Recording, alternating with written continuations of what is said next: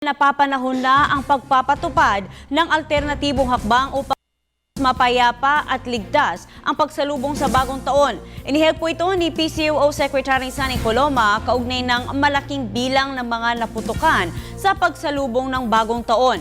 Nanawagan rin ng palasyo sa mga stakeholders na makipagtulungan sa pamahalaan para sa paglalatag ng mga hakbangin upang maiwasan ang panganib na dulot ng paggamit ng firecrackers sa pagsalubong ng bagong taon.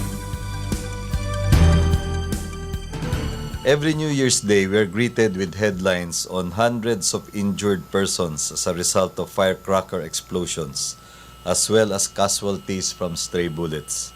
We believe that there should be an alternative to this unfortunate scenario. The Department of Health has proposed the holding of community fireworks managed by LGUs or civic organizations and implementing a shift to the production only of safe fireworks. We can ill afford to wait for another New Year's Day celebration marred by similar injuries or deaths. Hence, we call on all stakeholders to reach a common stand on safer alternatives for celebrating New Year's Day through local ordinances or enactment or amendment of existing national laws.